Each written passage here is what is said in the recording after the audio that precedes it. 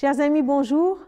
Je vous propose de continuer à lire dans la deuxième épître de Paul à Timothée et de voir tous les conseils qu'il donne à Timothée dans cet élan de succession de Timothée qui devient berger, apôtre après Paul.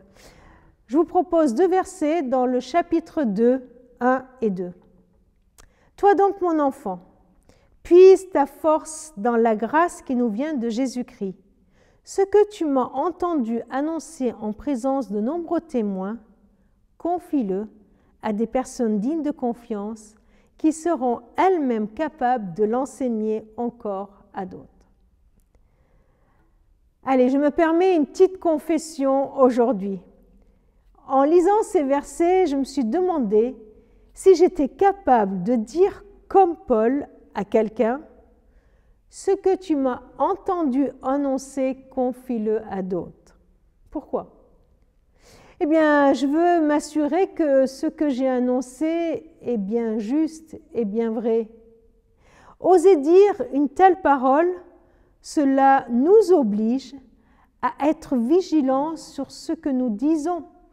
Pour que je puisse dire comme Paul, ce que tu m'as entendu en présence de nombreux témoins, ce que tu m'as entendu annoncer, confie-le à d'autres, eh bien cela m'oblige à être vigilant sur les paroles qui sortent de ma bouche. Oui, cela nous oblige, nous, à penser à la transmission quand nous parlons.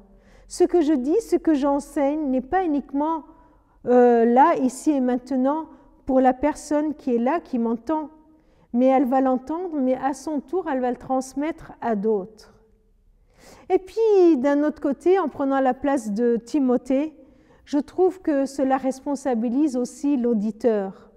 Eh bien, Timothée, tout ce qu'il a reçu, il n'a pas à le garder pour lui-même. Ce qu'il a reçu, il doit le partager à d'autres. Il doit le transmettre à des personnes dignes de confiance, c'est-à-dire elles-mêmes capables de l'enseigner à d'autres. Dans ces deux versets, nous avons la description de ce que c'est qu'un disciple qui fait des disciples. Un disciple, c'est celui qui annonce, qui témoigne ce qu'il a reçu de Christ dans la vérité, en étant fidèle au message de Christ. Et puis, tout en l'annonçant, il a conscience que celui qui l'écoute, le disciple qui est en face, la personne qui est en face de lui, va devenir elle-même un disciple. Elle-même, elle va entendre et transmettre. Cela nous rend vigilants face à ce que nous transmettons par nos paroles, par nos gestes, par nos actions, par nos ressentis. Cela nous responsabilise aussi devant tout ce que nous recevons, tous ces messages que nous recevons. Nous avons besoin, nous avons le devoir même, de le transmettre à notre tour. Seigneur, montre-moi ce que je dois transmettre encore aujourd'hui de ta part. Et montre-nous, montre à chaque personne qui écoute cette vidéo à qui elle doit le transmettre. Amen.